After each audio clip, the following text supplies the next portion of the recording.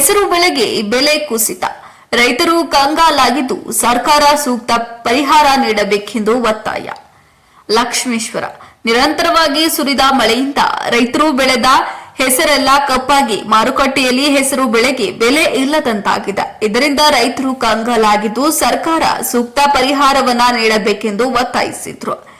ಗೊಜ್ಜನೂರು ಗ್ರಾಮದ ಕೃಷಿಕ ಸಮಾಜದ ಅಧ್ಯಕ್ಷ ಚನ್ನಪ್ಪ ಷಣ್ಮುಖಿ ಹಾಗೂ ಗ್ರಾಮದ ಹೆಸರು ಬೆಳೆದ ರೈತರು ತಮ್ಮ ಅಳಲನ್ನ ತೋಡಿಕೊಂಡಿದ್ದಾರೆ. ಇನ್ನಾದರೂ ಸರ್ಕಾರ ನಿರಂತರ ಮಳೆಯಿಂದ ಬೆಳೆ ಹಾಳಾದ ರೈತರಿಗೆ ಸೂಕ್ತ ಪರಿಹಾರವನ್ನ ನೀಡಲು ಮುಂದಾಗಬೇಕು. ವರದಿ ವೀರಣ್ಣ ಹಡಪದ, ಲಕ್ಷ್ಮೇಶ್ವರ. ನೋಡ್ರಿಪ್ಪ, ರೈತರ ಪರಿಸ್ಥಿತಿ ಹಿಂಗಾಗೈತಿ. ಸಿದ್ದರಾಮಯ್ಯ ಸಾಹೇಬ್ರ ಇದ್ರಾಗ ನಾವು ಜೀವನ ಮಾಡೋದು ಹೆಂಗ, ಬದುಕೋದು ಹೆಂಗ? ಬಿತ್ತಿದ್ವಿ, ಬೆಳೆದ್ವಿ, ಮಾಲಿಗೆ ಬೆಲೆ ಇಲ್ಲ.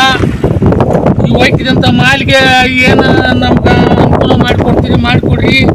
ನಮ್ಮ ಪರಿಸ್ಥಿತಿ ಅಂಕರ್ ಹಿಂಗಾಗೈತಿ, ಲುಕ್ಸೇನ್ ಹಿಂಗೈತಿ, ಖರ್ಚು ಹಿಂಗೈತಿ, ಮಳಿ ಬೆಳಿ ಹಿಂಗೆ ಮಾಡಿ ನಮ್ಮೆಲ್ಲ ರೈತರನ್ನ ನೋಡ್ರಿ. ಸಿದ್ದರಾಮಯ್ಯ ಸಾಹೇಬ್ರ ನೋಡ್ರಿ, ರೈತರದ್ದು ಒಟ್ಟು ಪರಿಸ್ಥಿತಿ ನೋಡಿ ಒಟ್ಟು ಪುಣ್ಯ ಕಟ್ಕೋರಿ.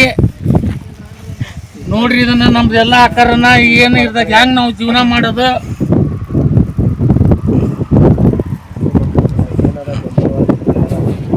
ಇದಕ್ಕೇನು ನಮ್ಗೆ ಅನುಕೂಲ ಮಾಡಿಕೊಡ್ರಿ.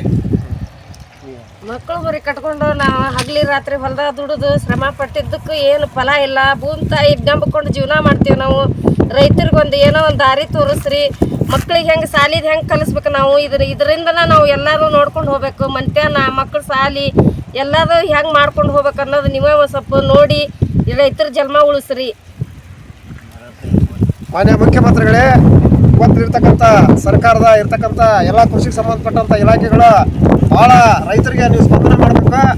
ಯಾಕಂದ್ರೆ ರೈತರ ಪರಿಸ್ಥಿತಿ ಇವತ್ತು APMC ಒಳಗೆ ಇಂಥ ಒಂದು ಹೆಸರಿಗೆ ಏನು ತರಬೇಡ್ರಿ ಅಂತ ಹೇಳ್ತದ್ರ.